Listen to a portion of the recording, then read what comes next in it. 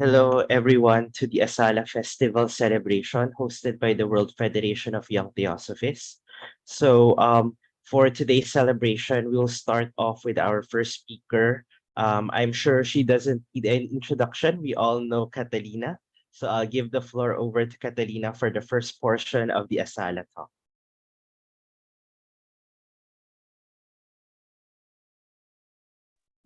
Thank you, Chris, and welcome everyone.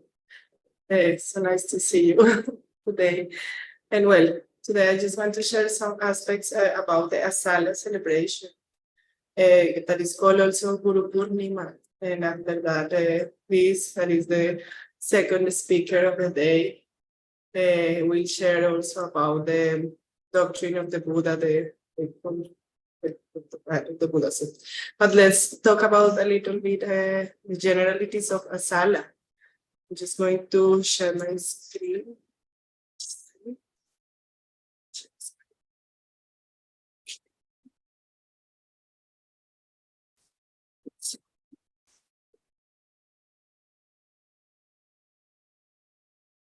So yeah, I hope it is coming properly. So as I told you, basically I will touch on some aspects related to why we celebrated the Guru Purnima and a little bit in relation with Theosophy. And it's called also Guru Purnima. Guru is the master, and Purnima is the Sanskrit word for moon, full moon, and it's as the Hindu calendar and Buddhist calendar, the festivals are always related to the full moon. So they are more lunar calendars. So that's why it's celebrated. Every year it's a different date. So why is this specific full moon that is called Asala or Guru Purnima celebrated? Okay. First of all, before I continue, I also want to tell you that this is a important celebration that this year it's coming on 3rd July. So Monday will be the full moon, the Asala full moon. And it's a yearly event that is very special and is very important for all those who are interested in the spiritual life upliftment of themselves and of humanity. So it is celebrated. Why? Because, there are various reasons. One of them is here we can see the image of Vedvasa. He was a great sage, and he is considered as the epitome of learning and knowledge because he was the one who classified the Vedas into 4 different texts that we know today, that are Rig Veda, the Yajur Veda, the Sam Veda, and the Athar Veda. So for that reason, he is considered like the guru, because he was he had a lot of wisdom, and he classified these 4 Vedas according to his inspiration that came from up. So to honor his memory, they declare also this is one of the reasons why it's celebrated, the Guru Purnima. But also in Hinduism, Guru Purnima represents the date on which Lord Shiva, as the Adi Guru or original Guru, Shiva is the original Guru for Hinduism, the original master. So that Guru is one of the words that we can give to Guru is master. He imparted the knowledge of yoga to the 7 sages who were the seers of the Vedas. And also in this day, after attaining Kaivala, that is a kind of illumination, the 4th Jain Tirthankara, Lord Mahavira, made Gautam Swami his first disciple. All these people that I'm mentioning are related to the Jainist religion, to the Jainism. So as we can see, not only in Hinduism, but also in Jainism, this is an important date related to the master, to the guru. And finally, that is the reason that gathers us today. We come to the event which will give us an esoteric view of this celebration. On this day, on the full moon, Gautam Buddha gave his first sermon at Sarnath after getting enlightened. So that was the moment after receiving the enlightenment, he delivered his first speech as an enlightened being. Therefore, on this day, the Buddhists celebrate the Guru Purnima to honor the teachings of Gautam Buddha that Christopher is going to tell about after I make this introduction. So the interesting thing to observe is that important events of different religions are celebrated on the same day. And this is not a mere coincidence, because although to our physical eyes, the religions and their leaders appear to be different, personalities, nonetheless, all of them belong to and come from a group of enlightened beings or adepts or masters or rishis, yogis, however we want to call them. And these masters, these saints, these sages, are somehow in charge of the evolution of the earth. So they are part of these great beings that help humanity to evolve. So the bodies may be different, the religions may be different, but the consciousness that works behind them is the same. So if it is whatever I have mentioned, they are all the fruits of the same tree, the tree of knowledge, the tree of wisdom, really. And that is why there is so much similarity in their esoteric teachings. So this, of course, relates to the second objective of Theosophical Society, the common ground of religions. But they are also ahead of us in evolution. For us, they may seem like great beings, and actually they are, but they are also here to remind us that they were once like us. They also passed through the human stage, and that we will be someday like them. So this is also some kind of inspiration that these kind of celebrations gives us. But let's see who is a guru, because guru is a word that is very used in modern days. And sometimes it has been misused. And whenever the word guru is used, the image of someone whom we hold in great reverence arises in our mind.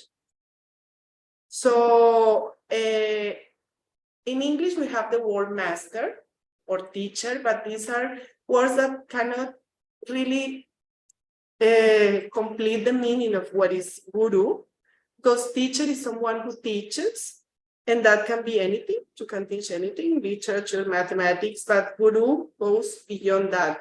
Guru is the person who dispels ignorance by guiding the disciple to follow a path which brings him into contact with the source of light in his true self. That is what guru means.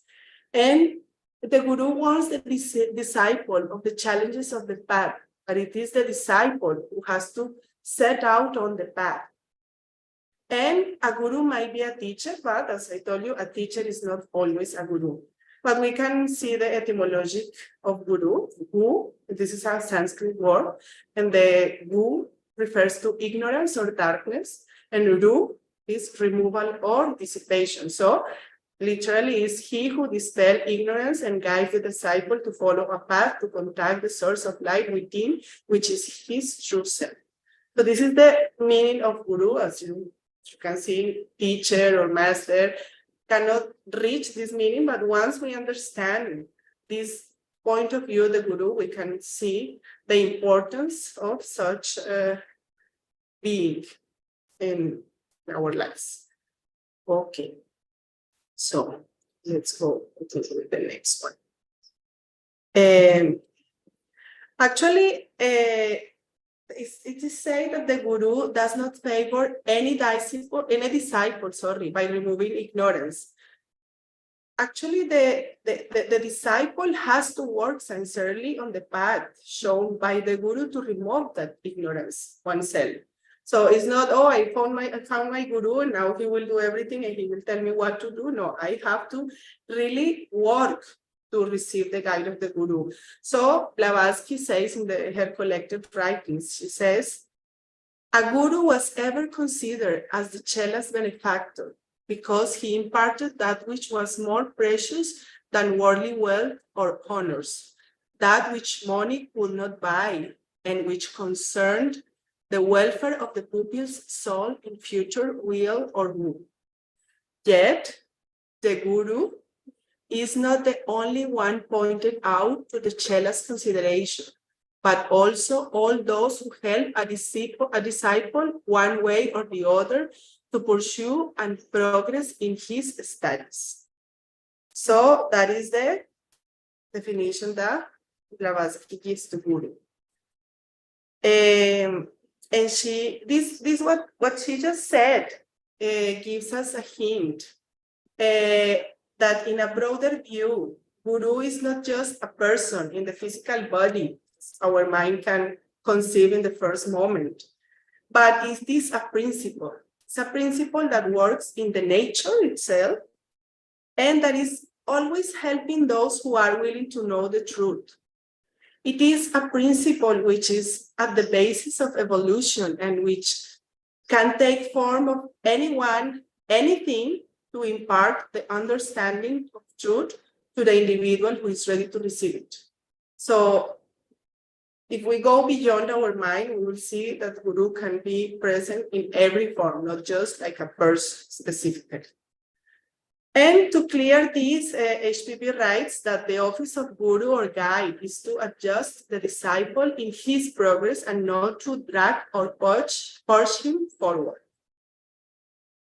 And maybe also that's why in Light of the Path, it is said that no man is your enemy, no man is your friend, all alike are your teachers.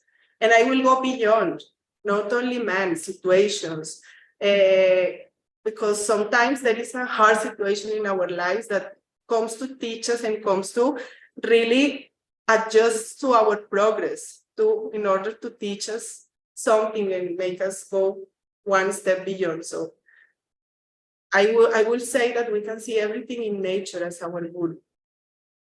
Now, what can we say about the theosophy on guru?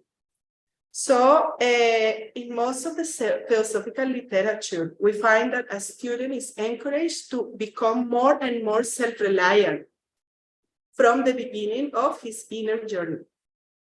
We studied that our higher self, our monad, that is the true self, that divine being that is in us, that dwells in us, is our guru. So it is the light of the world within us, and one must try to find the answer from within. Because looking for an embodied guru amidst a world full of quacks can prove to be a useless and futile as dangerous it can be. So that in Theosophy, we go one step beyond and we say the guru is inside us. That's why we, on Theosophy, always advise to go for the self-transformation, the self-realization, to get in touch with that guru that dwells in our own being. And yes, because as I was mentioning, I was mentioning when, and especially nowadays, that everyone wants to become a guru, and I will be the guru, and I will give you the mantra and the enlightenment and the initiation, and people keep making a lot of commerce with all these things. We can have some dangers, like, because there are more number of ambitious individuals who want to become gurus without even being disciples. There is a big amount of exploitation that happens in the name of guru, and the harm that a person does to himself and his followers is very, very hard. And if we follow the law of karma, this guru or false guru will have the karma of all their students. So we have to be very careful with these kind of super gurus and pseudo gurus that are around. So, and a real guru is very difficult to find. So I guess the proposal of Theosophy to go within and connect to our higher self is a very practical and wise one, because that way we will follow our own path. and we will be responsible and architects of our own destiny. So a very obvious question can be, who can be a guru? And about this, HPB writes again in collected writings.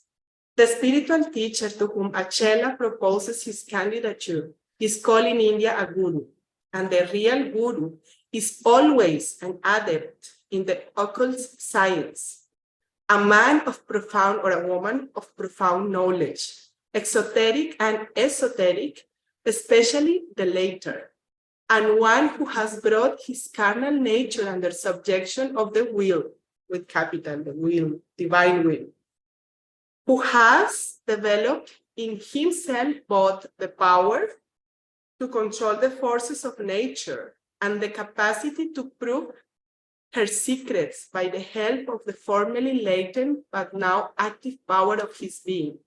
This is the real guru.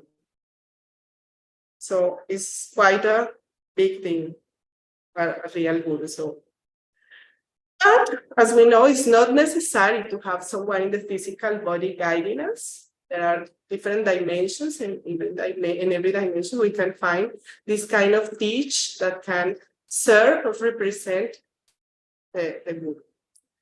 Now let's talk about the esoteric event on Asala. In the book The Masters and the Path, written by C.W. Leadbeater, he writes, we discussed about Pesach a couple of weeks ago, that all the white fraternity gets together. And he says that there is one other occasion in each year apart from Pesach, in which the members of the Brotherhood all met together officially. And this meeting is the Asala full moon. But in this case, it's not a public ceremony like it is for Wesak. This is a private ceremony that is held on the house of the Lord Maitreya, that is also situated in the Himalayas, but on the southern instead of the north, where Wesak happens. And in this occasion, no pilgrims on the physical plane are present, but it does not mean that they cannot be present in astral body. So those who have that possibility can go and be present in astral body to meet this celebration. And as we were mentioning at the beginning, this is the anniversary of the delivery by the Lord Buddha of his first sermon, which he preached to his 5 disciples, and that is commonly known as, I try to read it in Sanskrit, Dhammacakkappavattana Sutta. That means the setting in motion of the royal chariot, like of the teachings. This will go more in deep. And in the Buddhist books is mentioned as the turning of the wheel of the law. And he explained in this speech for the first time the 4 noble truths and the noble eightfold path. And Lord Maitreya, as a way to reverence and demonstrate his love for Lord Buddha, he holds this celebration at his house. And when everyone is together, when all the great fraternity are together, all the members of the great fraternity are together, they recite once more all the speech that Buddha gave on that day. The recitation of the sermon commences at the moment of the full moon. So as soon as the full moon is there, they begin to recite the sermon. And that lasts for about half hour or something like that. And on these occasions, as on the other, like we were talking about the sack, kind and benedictions and blessings are distributed by the masters among their pupils and to all those who aspire to become disciples someday. So if we know that this event happens, we can try to connect at some level with this celebration. So the suggestion is to get into meditation with this intention in our minds around half hour, 15 minutes before the full moon, or going of depending on the time, of course. If it is a sleeping time, we can just go to sleep with that intention in our mind. and maybe make a meditation before sleeping, in which we try to connect with that event. And if we are sleeping, okay, we continue sleeping. If we are in the daytime and we meditate around, let's say, 1 hour, because or a little bit more than 1 hour, 15 to 20 minutes before and 15 to 20 minutes after. And we know that this the speech lasts about half hour. So we make our calculations and we can try to connect in some way to receive a little bit of these blessings and to enhance our sincere aspirations of becoming a disciple in this life, and of course, for the well-being of humanity. So all of us may have different ways, different views. So what will be the best way to celebrate Guru Purnima? Okay, apart from getting to this meditation and put this intention in our beings, I guess each of us, the thing of this event is that gives us the idea of our of the Guru and the importance of the teachings of the Buddha. So I guess, in my understanding at least, the way of celebrating an event such this like this one gives the idea of the understanding that we have of the event. So in this case, I believe the best way to celebrate, which is in reality the real meaning of paying tribute to the Guru, is to try to live the teachings given by the Guru. I mean, apart from the meditation, apart from connecting, let's try to put into practice all these teachings in our daily life. So this celebration goes beyond the celebration itself, goes beyond the Guru Purnima Day, and it should be extended in our daily life. Basically, I guess that is, in my opinion, one of the best ways that we can honor these kind of celebrations, when we really go in depth into the teachings and can apply them in our own life. So, okay, this is what I just told, and I would like to finish. There is a book that I like very much, that is Siddhartha, where Hermann Hesse, in a beautiful novel, he tells the life of the Buddha. So this is one of the sentences of the book, that we are not going in circles, we are going upwards. The road is a spiral. We have already climbed many steps. And when we practice the teachings and we connect to this internal Guru that we have, this spiral, this our upwards road just becomes a fact in our lives and something that we can share to everyone.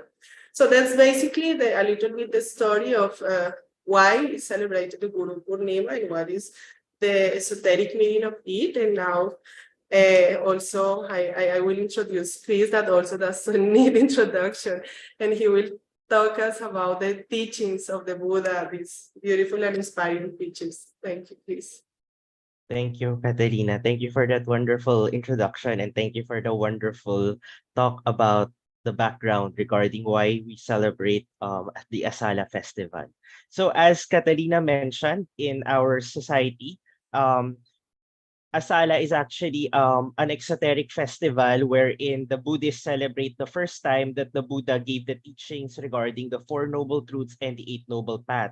And then from the theosophical perspective, Catalina also mentioned that Leadbeater in his vision says that this tradition is continued by the Maitreya Buddha. So every Asala festival, he gathers all of the masters and he also gives the same discourse. So let me just share my screen. And then one of the best ways that we can also share, or we can also celebrate Asala, is actually to discuss among ourselves the Four Noble Truths. So in case you're celebrating Asala alone, you can actually just read the Four Noble Truths, set a few minutes for reflection prior to the full moon and prior to you going into meditation or going to sleep. So this will be a short sharing about the Four Noble Truths and the Eightfold Path, but this will be from the perspective of a student of Theosophy. not necessarily from that of a student of Buddhism, but all perspectives are welcome in the TS. So if you have different thoughts, different ideas about the Four Noble Truths, these are also welcomed in the Theosophical Society.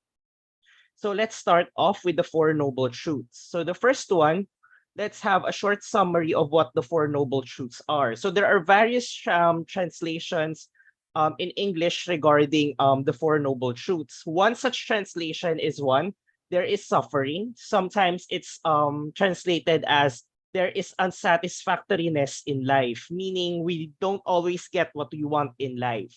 Next is suffering has an origin. Suffering can cease. So this talks about nirvana. And then there is a way out of suffering, and that is about the Eightfold Noble Path.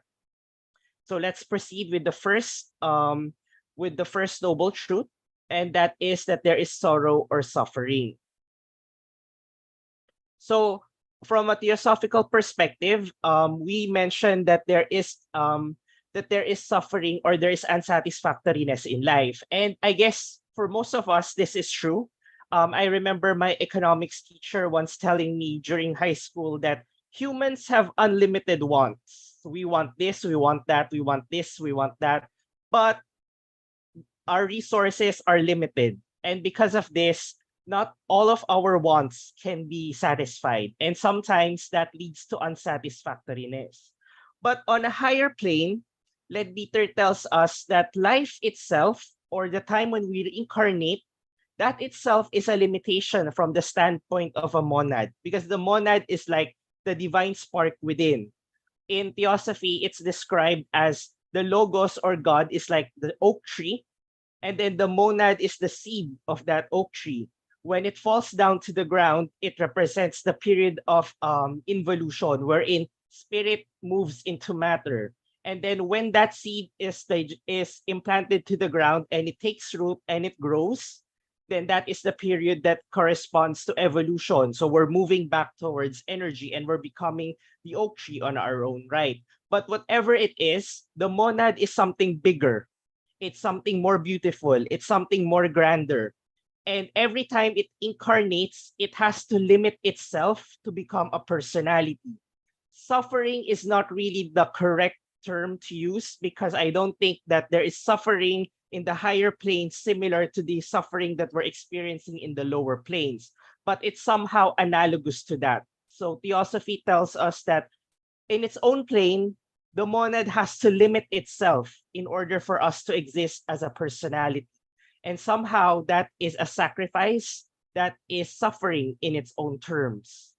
Then on the lower planes, desire leads to unsatisfactoriness. So let's give a practical example. For example, let's say I want a new phone for whatever reason. Maybe I need it.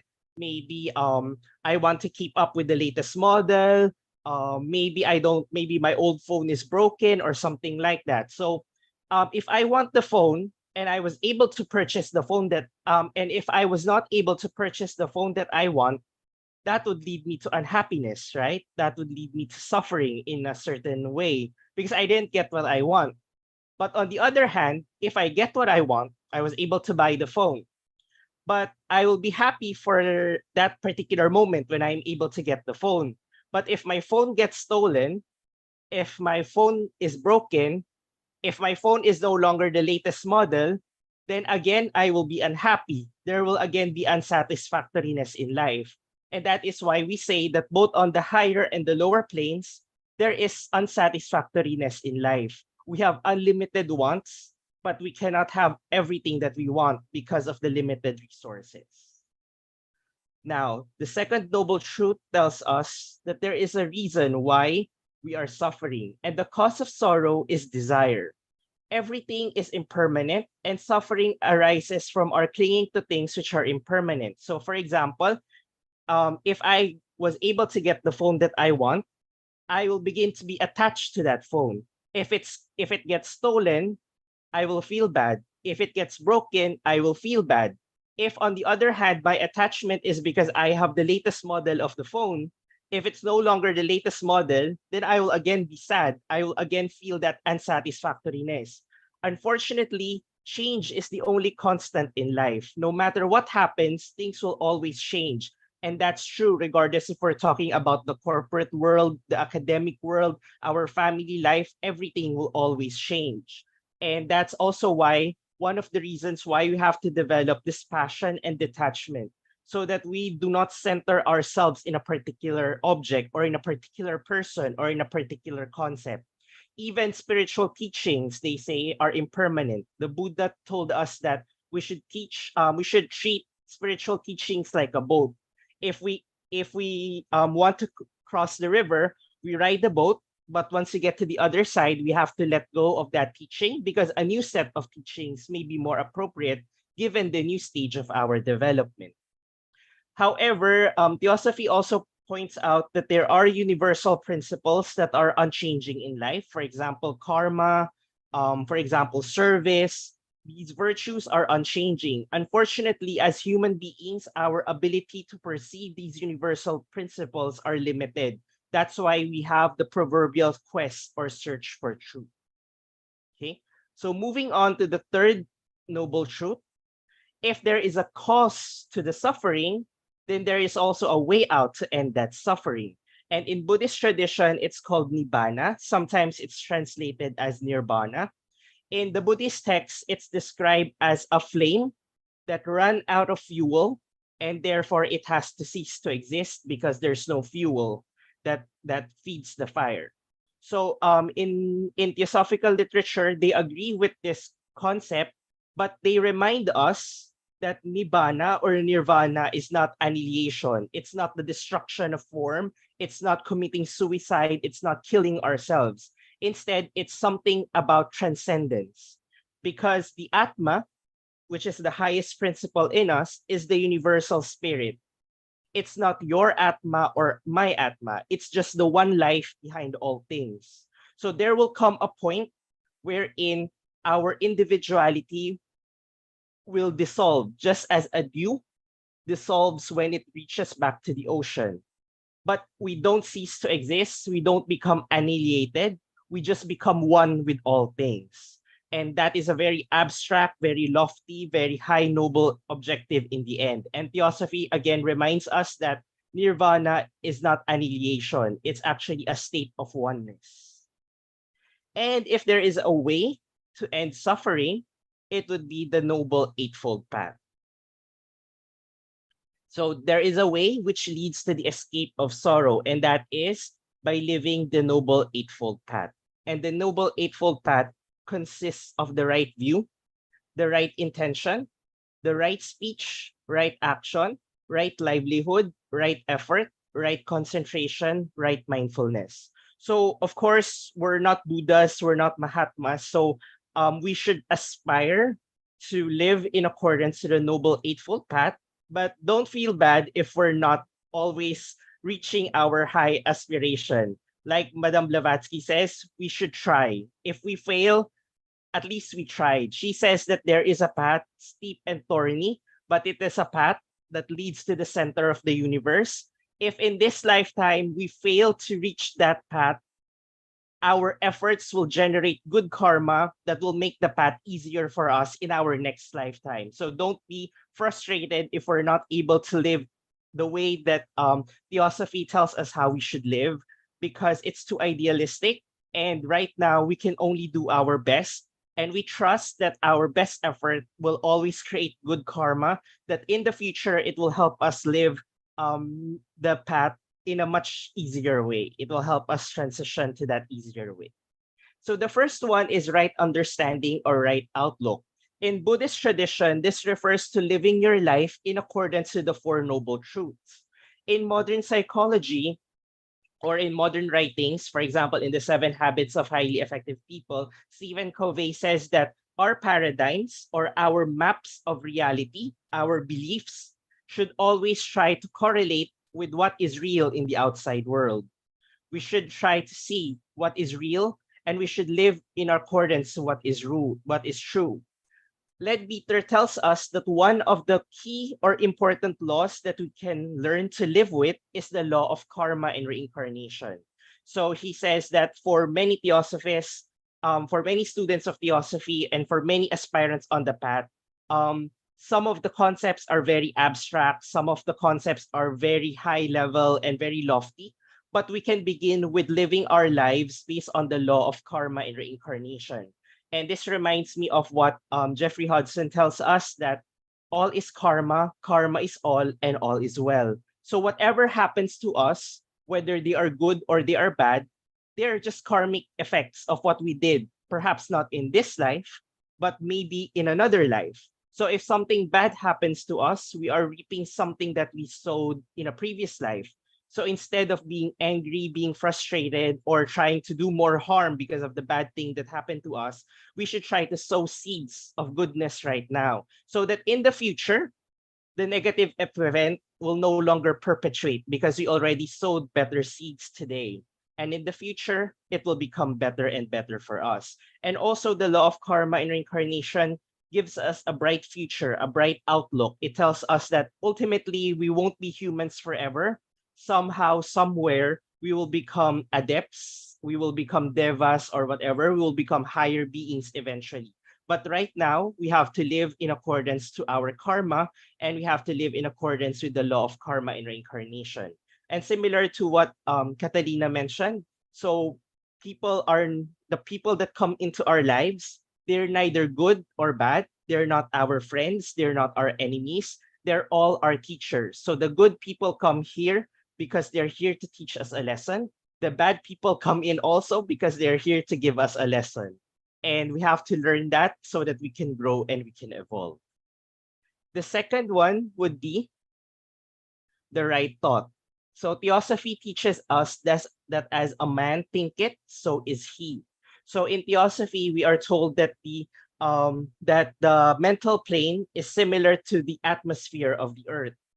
So and then our mental body is similar to our lungs. So for example, if I go out to the city and I encounter pollution, my instinctive reaction is to cover my nose and my mouth and to stay away from the source of pollution.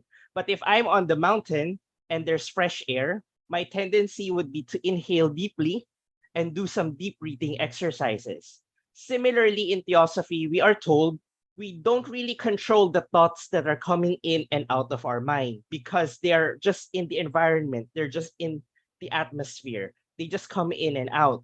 However, we can control the things that we entertain. So for example, if a guy sees a woman with short dress and a negative or a lewd thought comes into his mind, he should be aware that okay, I can't control this lewd thought that comes into my mind, but I have a choice whether to entertain it or not, because that lewd thought is similar to the air pollution that we receive.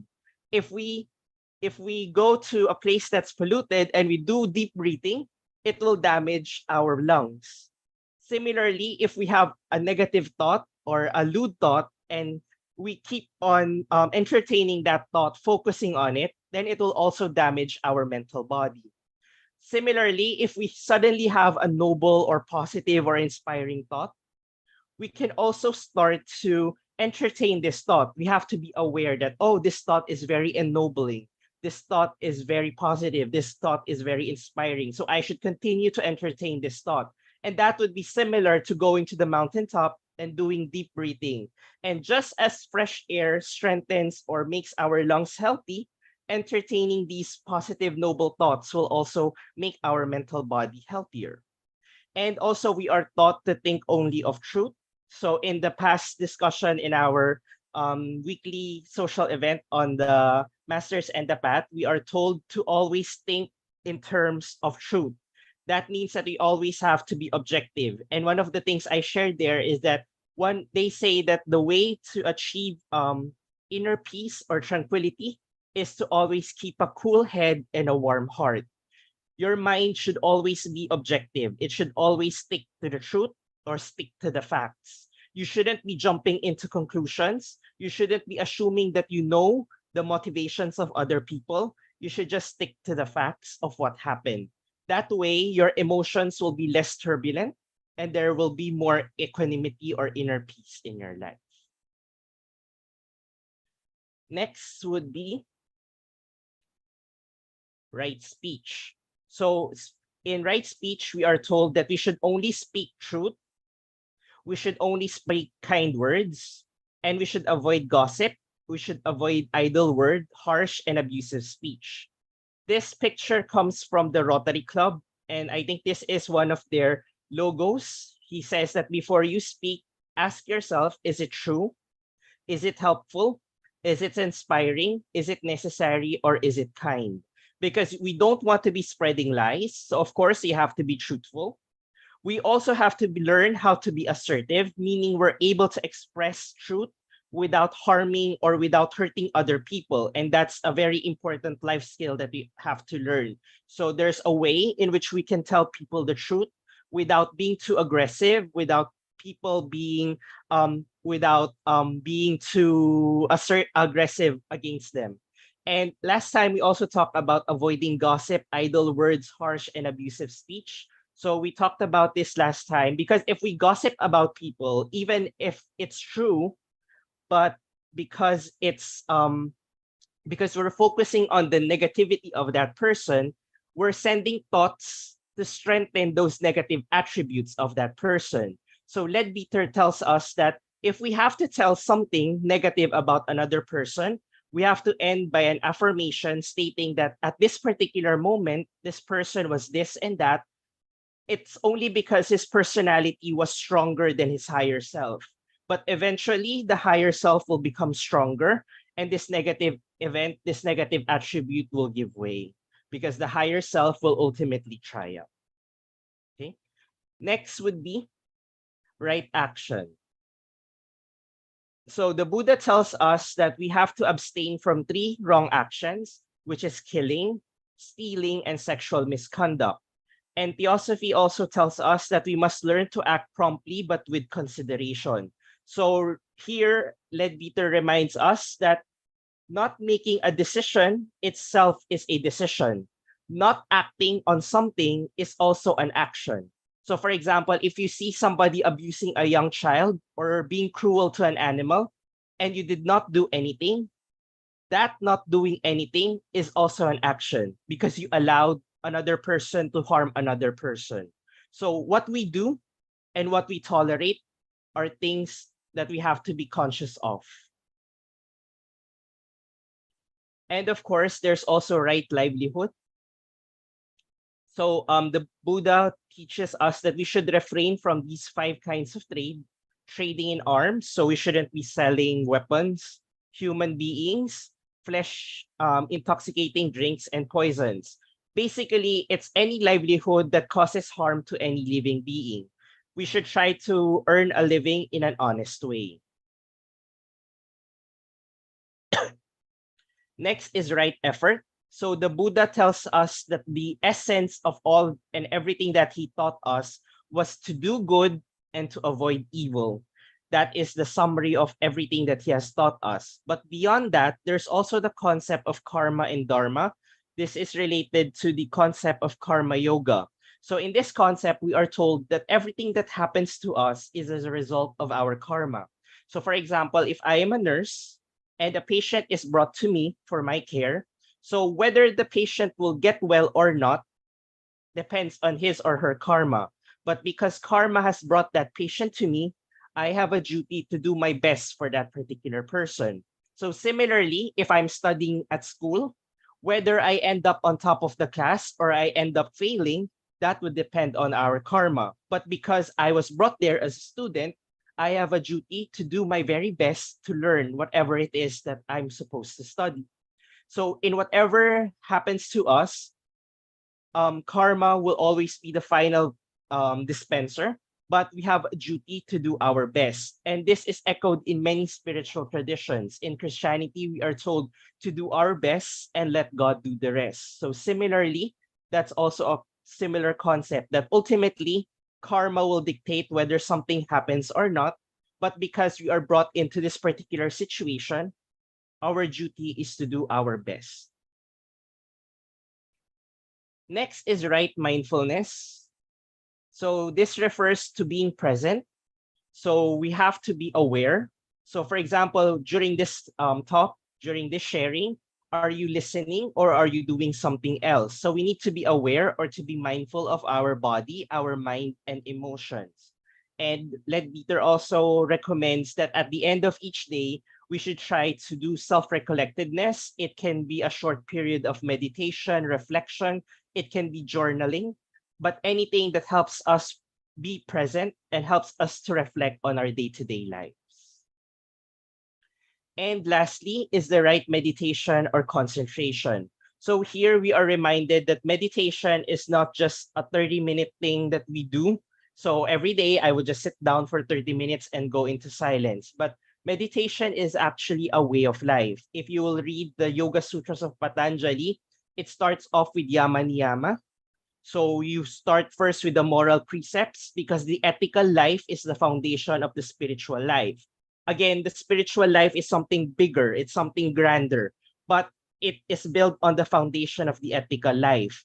Once that is okay, we then move on to practices such as pranayama, asanas, etc., and then the concentration exercises before we move on to other things. But the point here is that meditation is not just something we do for 30 minutes.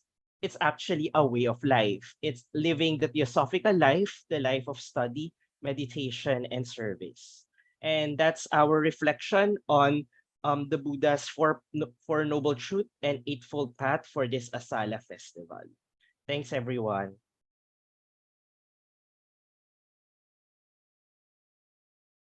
I think we still have Thank you, 9 Chris. minutes. I think we still have 9 minutes. Maybe if anybody would like to share their thoughts.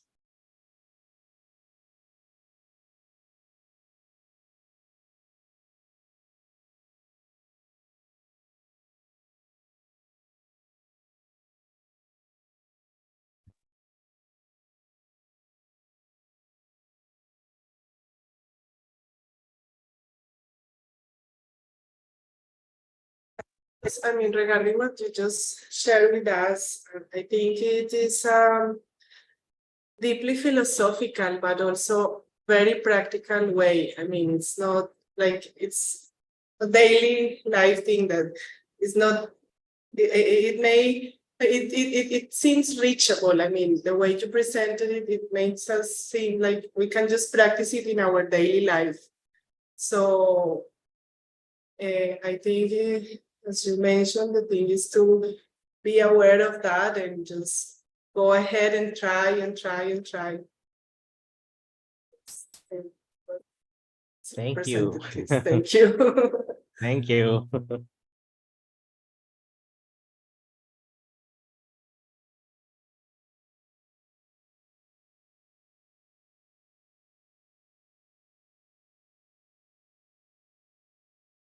Okay. If not, maybe we can end with a 5 minute 5 minutes of silence.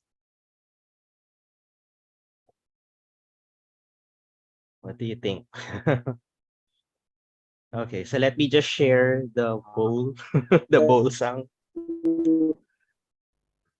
If I may Yes, share some, yeah, yes, thank Jerome, go you. ahead. Because the talk was about not really on the love for or the thirst for the acquisition of these powers, especially with a teacher, a guru who was very knowledgeable for occultism, mysticism, and Gnosticism.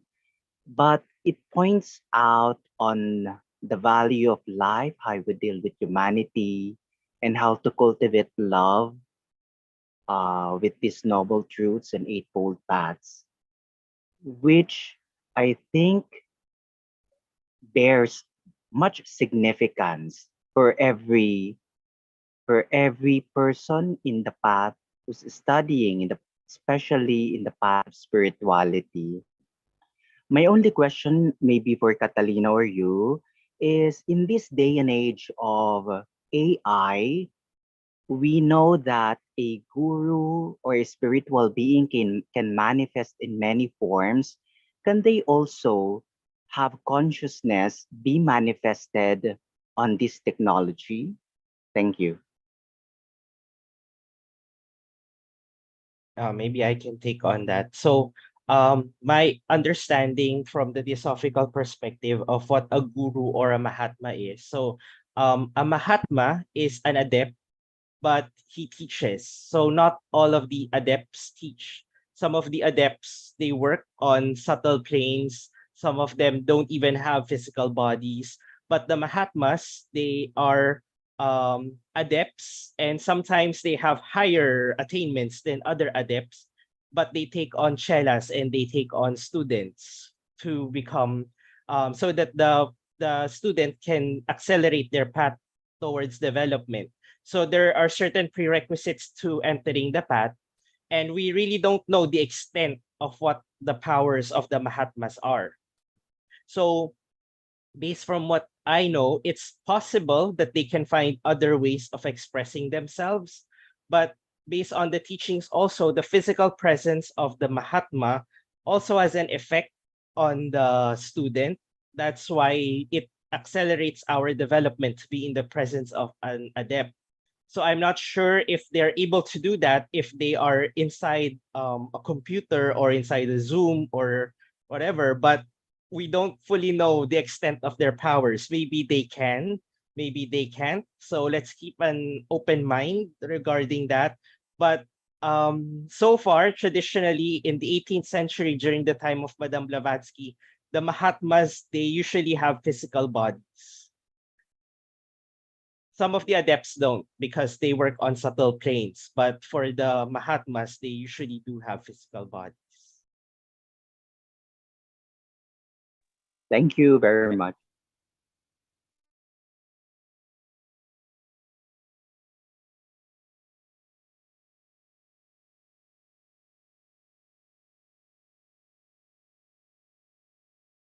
Anything else? Any other thoughts?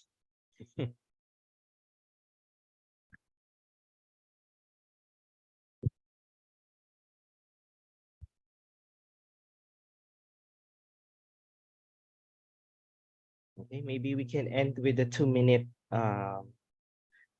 silence.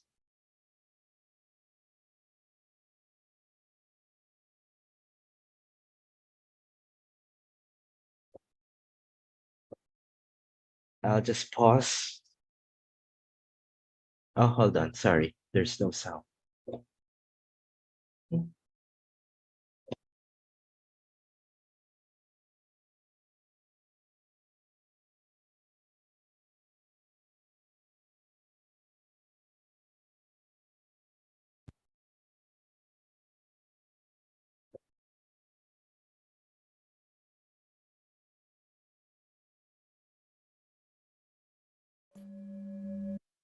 Okay, maybe we can have a 2 minutes of silence while I play the bowl sound.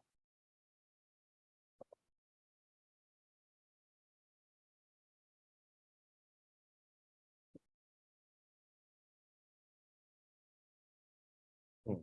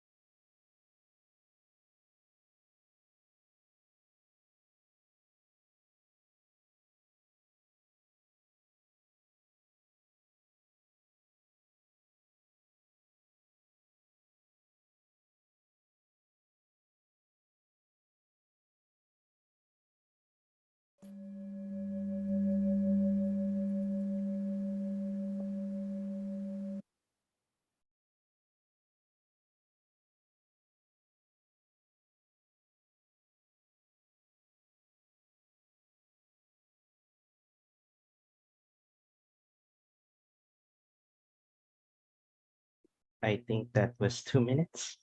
So thanks everyone for attending. Thank you very much. Thank you. Thank you. Thank you. Nice to meet you. Thank you. Nice meeting you as well. Jimena. Nice to see your faces. Where are you from, Jimena? Guatemala. Ah. It's in Central America. Yes. Yeah. I'm from Nice to Colombia. meet you. That's what I asked. Wow, we are from Colombia. Ah. To meet you. But you live in India, right? Right. I live in India. Right.